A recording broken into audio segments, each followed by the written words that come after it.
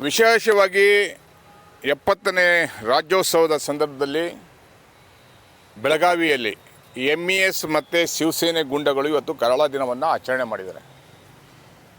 ಮಾನ್ಯ ಜಿಲ್ಲಾಧಿಕಾರಿಗಳು ಮತ್ತು ಪೊಲೀಸರು ಕನ್ನಡ ಹೋರಾಟಗಾರರಿಗೆ ಯಾವುದೇ ಕಾರಣಕ್ಕೂ ಕರಾಳ ದಿನ ಆಚರಣೆ ಮಾಡಲಿಕ್ಕೆ ಬಿಡಲ್ಲ ಅಂತೇಳಿ ಅವ್ರನ್ನ ಮನೆಯಲ್ಲಿ ಕೂರಿಸಿ ಇವರಿಗೆ ಪೊಲೀಸ್ ಭದ್ರತೆಯನ್ನು ಕೊಡೋದ್ರ ಮುಖಾಂತರ ಸರ್ಕಾರ ಇವತ್ತು ಕರಾಳ ದಿನವನ್ನು ಆಚರಣೆ ಮಾಡಲಿಕ್ಕೆ ಅವರಿಗೆ ಅವಕಾಶವನ್ನು ಮಾಡಿಕೊಟ್ಟಿದೆ.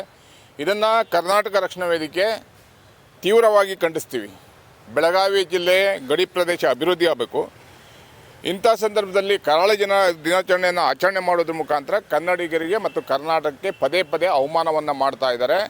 ಎಚ್ಚರಿಕೆಯನ್ನು ಕೊಡ್ತಾ ಇದ್ದೀವಿ. ಈ ಕೂಡಲೇ MES ಮತ್ತು ಶಿವಸೇನೆಯನ್ನು ನಿಷೇಧ ಮಾಡಬೇಕು. ಯಾರ್ಯಾರು ಕರಾಳ ದಿನವನ್ನು ಆಚರಣೆ ಮಾಡಿದ್ದಾರೆ ಅವ್ರನ್ನ ಗೂಂಡಾ ಕಾಯ್ದೆಯಡಿ ಬಂಧಿಸಬೇಕನ್ನುವಂಥ ಒತ್ತಾಯವನ್ನು ಮಾಡೋದ್ರ ಮುಖಾಂತರ ಇಲ್ಲೊಬ್ಬ CPI ಪೊಲೀಸ್ ಇನ್ಸ್ಪೆಕ್ಟ್ರು ಕಾಲಿ ಮಿರ್ಚಿ ಅನ್ನುವಂಥ ಒಬ್ಬ ಇನ್ಸ್ಪೆಕ್ಟ್ರು ಒಬ್ಬ MES ಗುಂಡ MES ಲೀಡ್ರು ಕರ್ನಾಟಕ ಕನ್ನಡ ಹೋರಾಟಗಾರರನ್ನ ಹೀಯಾಳಿಸ್ತಾ ಇರುವಂಥ ಶುಭಂ ಶಿಲ್ಕೆ ಅವರ ಜೊತೆ ಸೆಲ್ಫಿ ವಿಡಿಯೋವನ್ನು ತೆಗೆದುಕೊಂಡಿರುವಂಥದ್ದು ಪೊಲೀಸ್ ಅಧಿಕಾರಿಗಳು ಮತ್ತು ಸರ್ಕಾರ MES ಗುಂಡಗಳಿಗೆ ಪ್ರಚೋದನೆಯನ್ನು ಕೊಟ್ಟು ಕರಾಳ ದಿನವನ್ನು ಆಚರಣೆ ಮಾಡಲಿಕ್ಕೆ ಅವಕಾಶವನ್ನು ಮಾಡಿಕೊಡ್ತಾರೆ ಅನಿಸುತ್ತೆ.